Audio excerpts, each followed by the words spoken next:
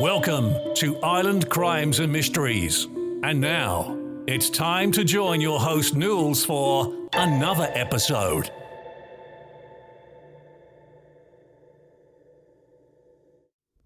Hey guys, and welcome to another episode of Ireland Crimes and Mysteries. I want to thank you for joining me today, and if you're a returning listener, I want to say a big thank you for your continued support. If this is your first time listening to my podcast, welcome. It's great to have you on board. So without further ado, let's get started on today's story. Today's case is one of infamy in the psyche of many Irish people, taking us back to 1985 in the county of Offaly, and specifically to a residence called Kilcorsey House in Clara, the house at the centre of the story.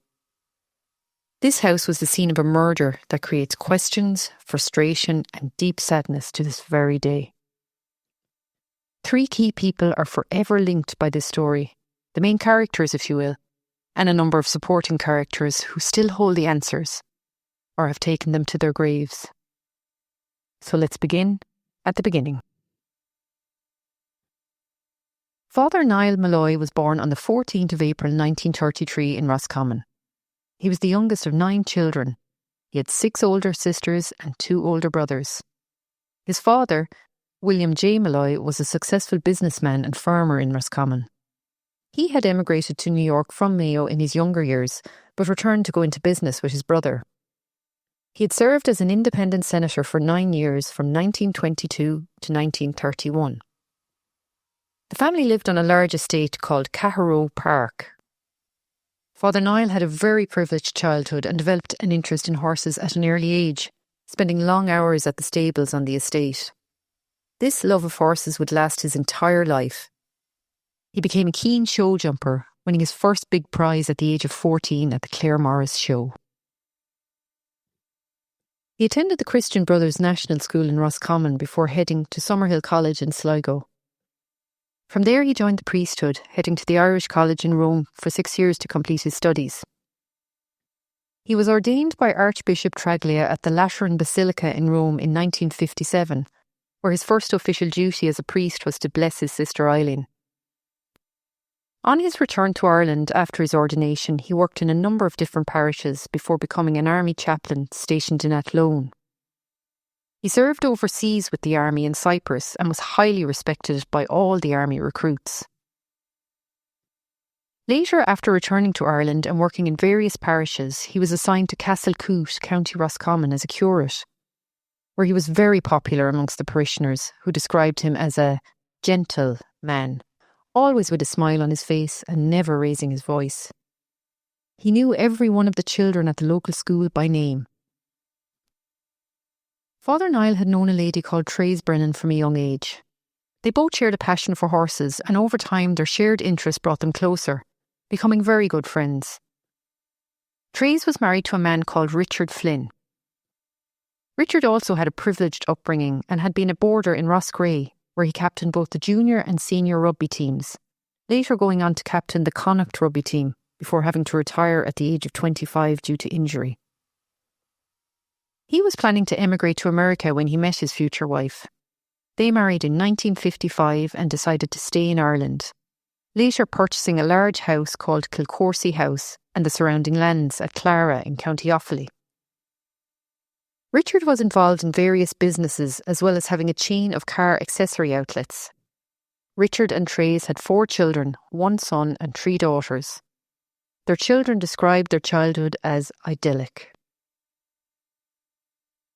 In 1965, Father Niall was gifted 60,000 Irish punts, 400,000 euros in today's money, from his father. This gave him the freedom to pursue his passion for horses, and he hoped to secure his future by investing in horses. The Flynns offered Father Niall the use of their lands for training and stabling, and he would later go into partnership with Theresa Flynn, breeding, purchasing and selling horses, of which they were very successful. Theresa and Father Niall had a joint bank account, and they'd bought land together outside Athlone town to enable them to add to their equine portfolio. He also had an office and bedroom at Kilcorsey House for evenings that he did not feel like driving the 1-hour journey back to the parochial house in Castlecoot. In the early 80s, Richard Flynn found himself in financial difficulty, and a plan was proposed to Father Molloy by the Flynns which would lessen his financial burden. Despite reservations, Father Molloy went along with the proposal. And sometime in late 1984, Father Molloy, along with Theresa and Richard, visited Father Molloy's solicitor. They explained about Richard's financial woes and how he needed money fast, and it was proposed that they would buy some of the lands at Kilcorsey from Richard for the sum of £35,000, giving him a deposit of £24,000, 11,000 of which came from Father Molloy. This was subject, of course, to the approval of the Land Commission. The deposit would be given back if it was rejected. Father Molloy remained hesitant about the whole deal, but Theresa spoke with him and reassured him that everything would be okay. If it went through, they would own the land, and if it didn't, they would get their deposit back. She made it sound like a win-win situation. However, in 1985, the deal was rejected by the Land Commission, and Father Niall tried on several occasions to get his money back from Richard, but all attempts had failed. He contacted his solicitor about it as he was very anxious about the whole situation and asked him to look into it and see what could be done. A few months later, on the weekend of the 6th of July 1985, the Flynn family were having a busy, fun-filled weekend. Their daughter was getting married and a marquee was erected at Kilcorsey House for the wedding reception. That day, Father Flynn was officiating at a wedding in his own parish, so he did not go to the society wedding at Kilcorsey. He also had the same mass the following morning in Castlecoot as it was Sunday, so it made sense for him to wait until Sunday afternoon to visit Kilcorsey and see the newlyweds. He attended a luncheon in the Marquee that Sunday afternoon, the 7th of July, with approximately 50 other guests, most of whom had attended the wedding the previous day. After lunch, he went out in the horse and trap and had a chat with someone while out riding. This was probably the last contact Father Niall had with anyone prior to the events that transpired later that evening. The following account of those events was given at a public inquest and are as follows. At around 1 a.m. on the morning of the 8th of July, the parish priest in Clara, Father Dignan, was contacted by a member of the Flynn family who asked him if he would call to the house to anoint somebody. Some of the Flynn children had arrived back after being out socialising locally after the wedding festivities had finished at the house. They arrived back to a chaotic scene. Father Molloy was lying on the floor of their parents' bedroom and he was not moving. The first action was to ring the parish priest instead of ringing the ambulance and the Gardaí. When Father Dignan arrived at the house, he was brought to the bedroom and saw Father Molloy lying on the floor. He could not tell if he was still alive, but proceeded to administer the last rites to him. He stated he then tried with Richard Flynn to call the local doctor, but could not get through to him. He then drove with Richard's daughter 10 kilometres to Kilbeggan to try and find another doctor. They eventually managed to contact Dr. O'Sullivan, and he said he would go to the house. Dr. O'Sullivan arrived at the residence at around 2 a.m. and found Father Niall lying on the floor in the bedroom. After examination, he concluded that Father Niall was indeed deceased. He noted that Theresa Flynn was on the floor in the bedroom and was in hysterics. He administered sedatives to her to calm her down, and then he drove her to Tullamore Hospital for further medical intervention. Before leaving, he advised Father Dignan to call the Gardaí. Richard Flynn was at this point in the sitting room in his pyjamas with his son David, who had drove from his house in Tober. He had arrived before the doctor at around 1:40 a.m. Father Dignan finally called to the Garda station, which was 1 kilometre from the murder scene, at around 3:15 a.m. There he met with Sergeant Kevin Ford and said to him, quote, "There was a priest dead in Flynn's bedroom at Kilcorsey House. He said he didn't know the priest personally, but that he believed he'd fallen against the wall and hit his head. He also stated it would be an awful scandal if it were to get out, and was there any way that the Gardaí could keep it quiet? Sergeant Ford told him this was not possible as it would have to be fully investigated. At this point, Father Dignan told Sergeant Ford that Richard Flynn had told him he was the culprit." On arrival to Kilcorsey House, Sergeant Ford was greeted by a scene he would not quickly forget. He found Father Molloy lying on the bedroom floor with obvious trauma to his head. There was blood on the walls and furniture in the bedroom, as well as the adjoining bathroom and on the banister up along the stairs. He also noted what looked like a drag mark in blood along the carpet of approximately 8.5 feet. The blood appeared to be coming from the back of Father Molloy's head. Sergeant Ford went downstairs to speak with Richard Flynn, who was sitting drinking a cup of coffee in the sitting room. He apologised to the Garda for bringing him out at such an hour, and then proceeded to talk about the wedding of his daughter that weekend. He appeared unusually calm and generally unconcerned about the carnage upstairs. Eventually he did comment on the situation, saying, "It's a messy old business." He tried to downplay the whole incident by stating he hit Father Molloy 2, maybe 3 times in the face, after he was provoked into the attack by both the priest and his wife, over the trivial matter of who would go downstairs to get the next drink. He made out it was all in self-defence, stating, "It was a stupid argument between people who had had a lot to drink," saying he had refused to go down for another drink and that Father Molloy had lunged at him along with his wife and he had hit back to defend himself. The following day the investigation was taken over by Specialist Gardaí and Sergeant Ford had no further involvement in the case. The account given that night by Richard Flynn conflicted with 2 other accounts he'd given. One to Father Molloy's brother Billy when he visited a few days later, telling him the row had broken out over politics, and another account he had told Dr. O'Sullivan that the initial row had started downstairs and had continued upstairs.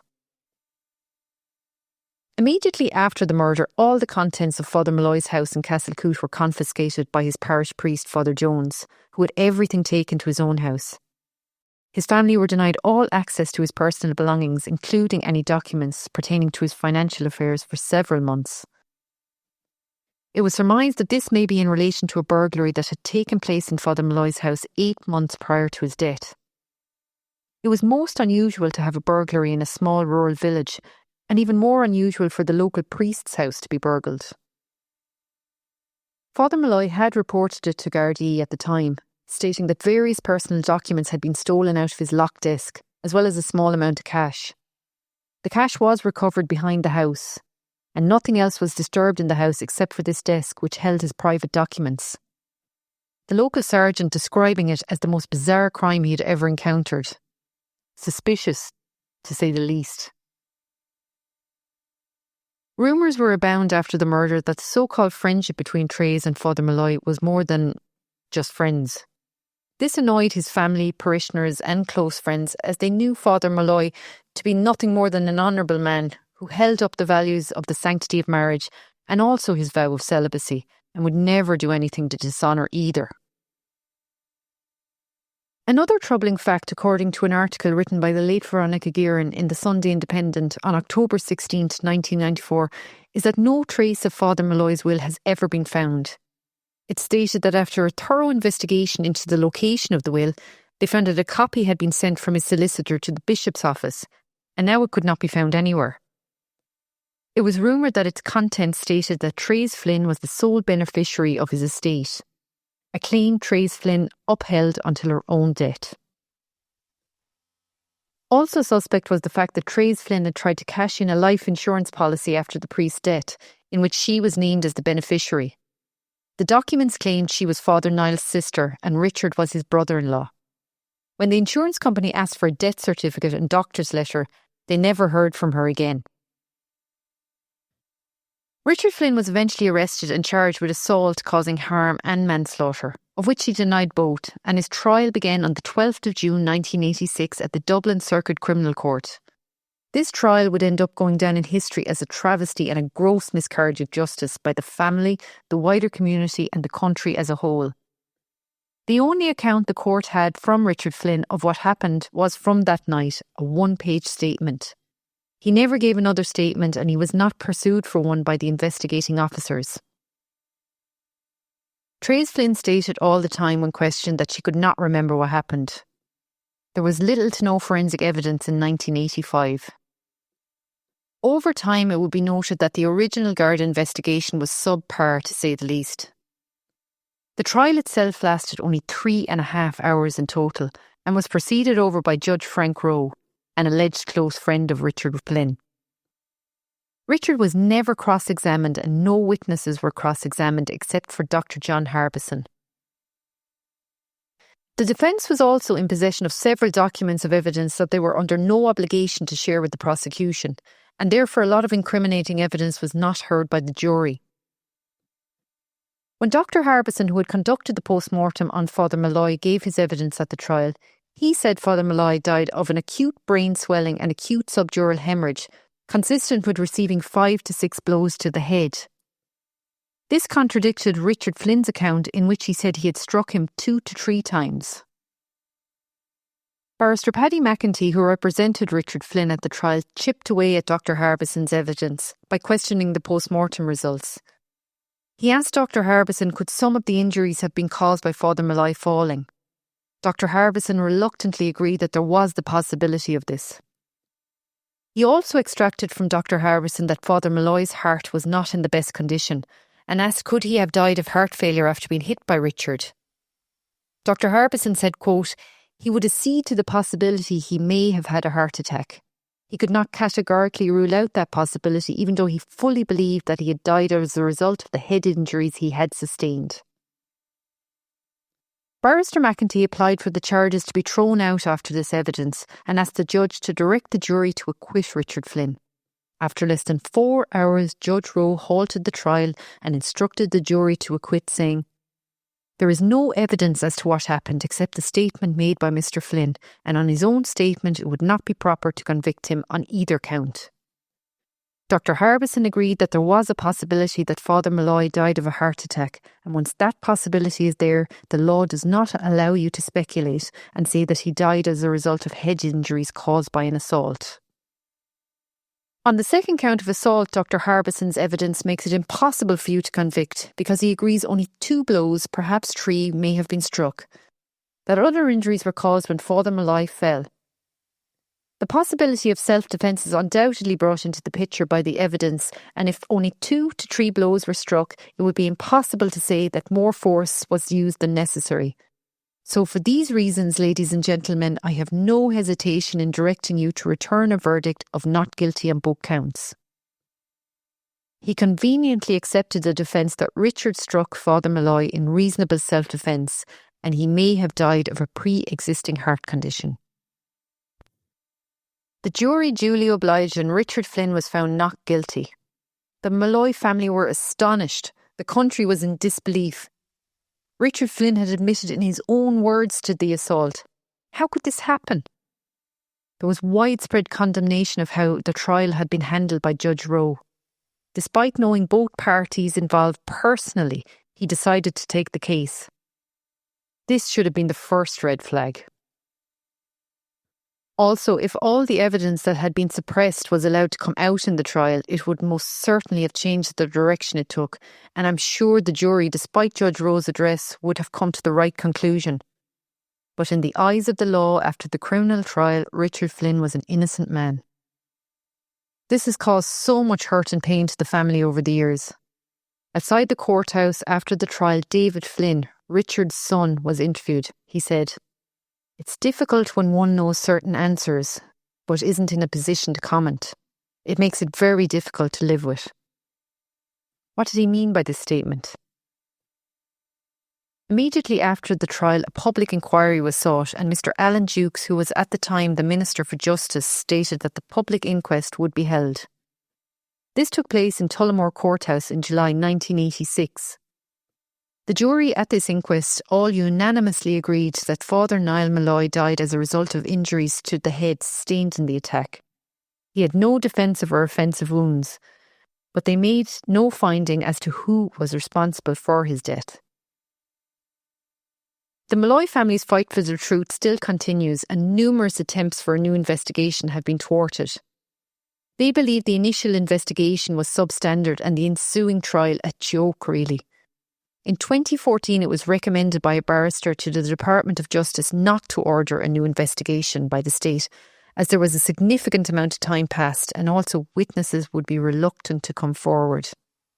In 2015, the government backed a decision not to have a new inquiry, despite Junior Minister James Brown's highlighting a report by the senior counsel Dominic McGlynn in 2015, stating that there were shortcomings in the original investigation.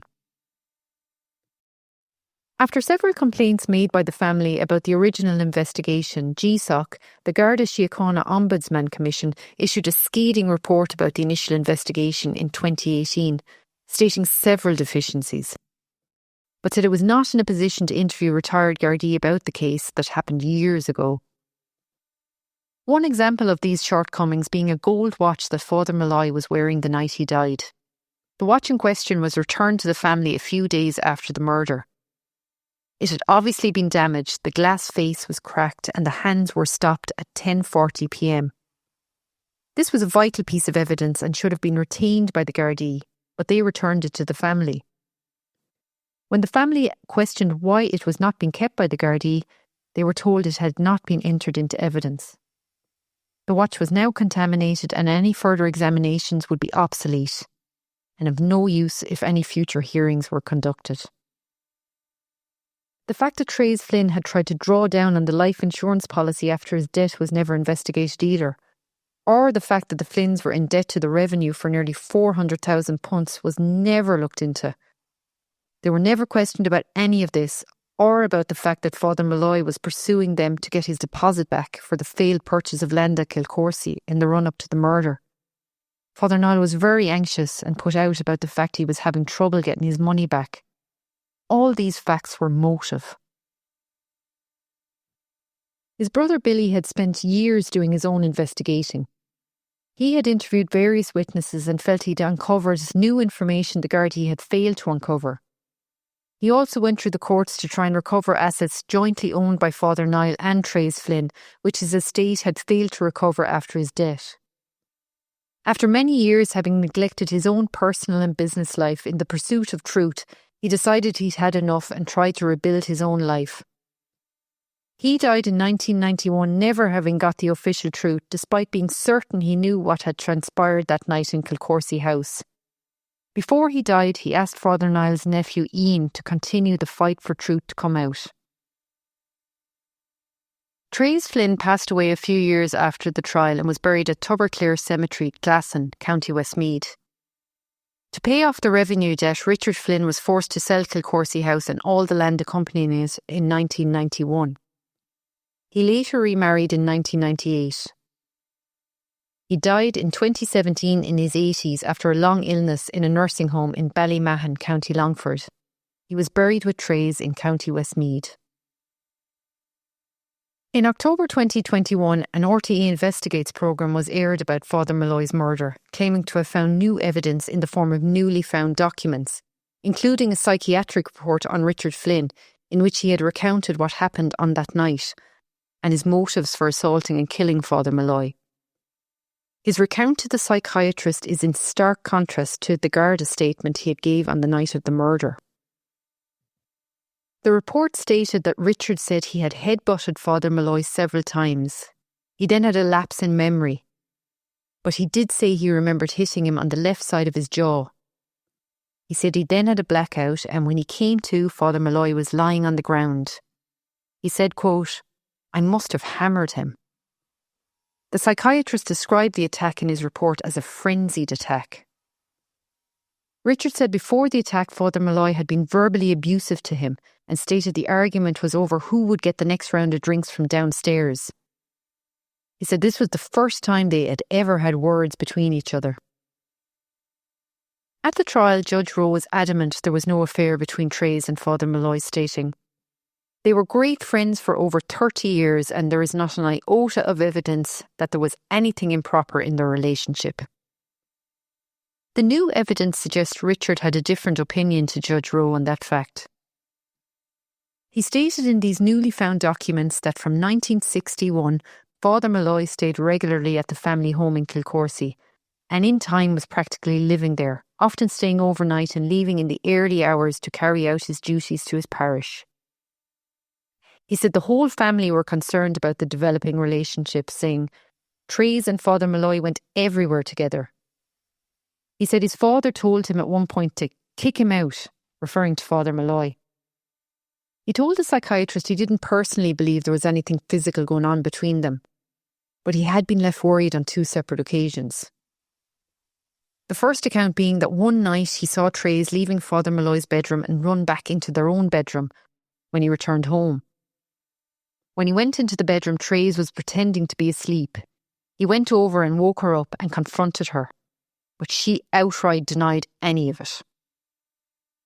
The second occasion a few weeks later happened when he returned home to find Theresa not in their bedroom. He went looking for her, and when he opened Father Molloy's bedroom door, he witnessed them both fast asleep in the priest's bed. He again woke her up and she jumped up and ran to their room. He waited until the following morning to talk to her, where he said he asked her to leave and go live with Father Molloy. She refused to do this. Richard said he wrote off his marriage at this stage. The psychiatrist's opinion was that the row over the drinks may have triggered a sudden release of subconscious anger in Richard Flynn, causing him to attack Father Molloy. The row being the straw that broke the camel's back, so to speak. The bubble burst that night and the red mist descended, causing him to hit out and attack the priest. Of course, we cannot forget the other potential motive, which is also the real reason to attack and kill Father Molloy. The deposit money he was after from Richard Flynn, which we now know Richard could not afford to repay. The family received a copy of a report in 1988 compiled by a Professor Hourahan, a professor of histopathology at Trinity College Dublin. He prepared this report from medical evidence outlined in the original autopsy report from Dr. Harbison. In this report, Professor Hourahan stated without doubt that Father Molloy had died from brain swelling. His opinion was that the injury to Father Molloy's jaw was most likely caused by a shod foot. He also suggests an injury to the inside of his thigh was caused when he was already lying on the ground, and that the swelling around his kidney was caused by a severe blow to his back, most likely a kick. He also stated that Father Molloy would have probably survived for hours after the attack, because the subdural bleed was from small blood vessels with low pressure. He also had blood and fluid in his lungs, pertaining to the fact that he would have had to be breathing for this to happen. This report was handed into the Gardaí by a member of Father Niall's family in October 1988, and they were told that this was crucial new evidence which warranted the case to be reopened. The family was delighted at this prospect, but within a few days of handing in the report, they were contacted by the Gardaí, telling him that the case would not in fact be reopened. They were never given a reason why. This left the family bereft. The family were also being intimidated in the form of threatening phone calls, strange cars parked outside their homes, and even Ian Maher, Father Molloy's nephew, lost his house in a fire.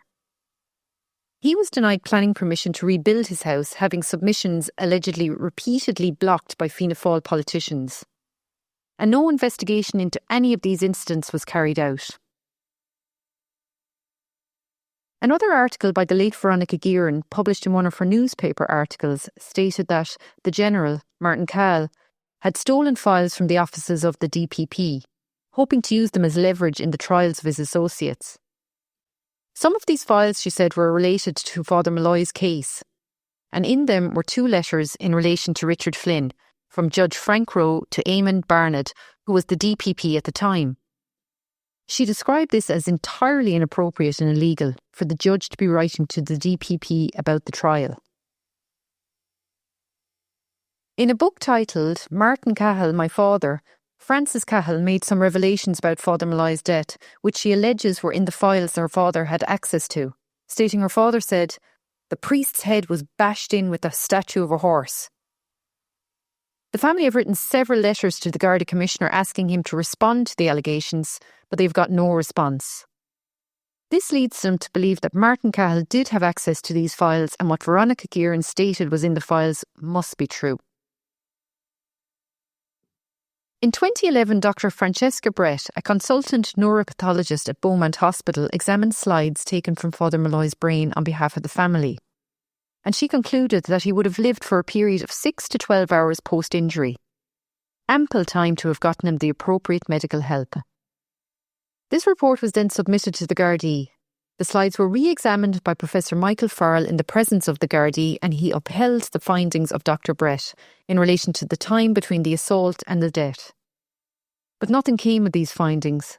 The investigation was not reopened, and no more was heard about the case until the GSOC report of 2018, and the subsequent RTE documentary exposing new evidence in 2021. The family have been seeking an independent investigation completely separate from the Gardaí. They feel this is the only way to get nearer to the truth of what really happened on that fateful night in July 1985 and why it happened at all in the first place. Richard had lots of motives to want Father Molloy dead, each one enough on its own merit. There have been so many twists and turns to this case. It started out relatively straightforward. The suspect had confessed. That's it. Case closed. But that was only the start. This case has more subtext to it than the best TV drama in the world. We have the financial strife Richard found himself in, the large deposit he owed Father Molloy, which Father Molloy was actively pursuing from him, the alleged affair between Father Molloy and Theresa Flynn, the attempted drawdown on the life insurance policy, Garda mismanagement of the original case, the link with a well-known criminal, the confession, the judge, the trial, the aftermath. Throw in religion and politics, and you have an unbelievable story. You'd be forgiven for thinking it was a work of fiction. But that, of course, is no good to the family who are still in limbo to this very day. All the main characters in this story are dead now, but some key witnesses are still alive. Could any of them hold the key? Have we learned anything from this new evidence? We certainly got a better look inside Richard's thoughts, the possible reasons for the argument and the ensuing fight that night. Father Niall Molloy is held in the highest esteem to this very day by all his old parishioners in Castlecoot, where he is buried in the church grounds. They have such fond memories of him and his lovely smile and his welcoming demeanour. As I said already, his brother Billy died years ago. His nephew Ian has since passed too. His nephew Bill has continued the fight for justice and the truth that they so thoroughly deserve after nearly 37 years. He said the family has been left upset by the RTE documentary bringing to light these new documents and fresh revelations. He believes that Richard Flynn was a pathological liar. He stated the family was very upset by the resurfacing of what he calls false rumours of the affair. It is the family's long-held belief that Father Molloy was killed in a dispute over money and nothing else. He maintains Richard's claims are self-serving and he only visited the psychiatrist to have a defence in place if needed for the trial. He said Richard had given 3 different versions of what happened in the run-up to the murder, and he maintains the documents are full of inconsistencies and raise more questions than answers. He questions why the documents have only come to light now. All they do is sully his uncle's good reputation. He also asks why Richard Flynn had never confronted Father Molloy about this affair if he had a suspicion something was going on. Why was he happy for his wife to continue in business with Father Molloy if he had all these suspicions? He said there is only one answer to why his uncle died that night, and that is because Father Molloy had gone to his solicitor prior to his death to detach himself financially from the Flynns, as they had already taken a large amount of money from him. He said his uncle was killed over money and nothing else, and to cover it up they set about tarnishing his name. So listeners, what do you think? I personally tend to agree with Bill, Father Molloy's nephew. From everything I've read about his uncle, he seemed like an honourable man, a man who would not wrong you. In my opinion, the Flynns had taken advantage of his good nature and his money, and when they were running out of options and backed into a corner, they saw no other way out but to kill Father Molloy to release them of having to pay him back. They then allegedly attempted to claim money fraudulently on the life insurance policy. Then with all their connections, Richard was able to wiggle out of the conviction, having the presiding judge as a personal friend, and by claiming self-defence he got away with murder. A travesty of our justice system, exposing yet again how corrupt the system can be. And that's my own personal conclusion to this case. I'd love to hear yours. So guys, that's it for today's episode of the Ireland Crimes and Mysteries podcast. Again, thanks for your listenership, and don't forget to subscribe to the show and hit that auto download so you never miss an episode. Until the next time, keep your eyes open and your mind curious. This podcast has been compiled from information gathered in the public sphere, like news articles, documentaries, and open source material that can be found on the web. Everything in this podcast is alleged unless a conviction has taken place. You've been listening to Ireland Crimes and Mysteries. Join Newells for another episode, coming real soon. And keep up to date by following our social media sites, our YouTube channel, and our website, irelandcrimesandmysteries.ie.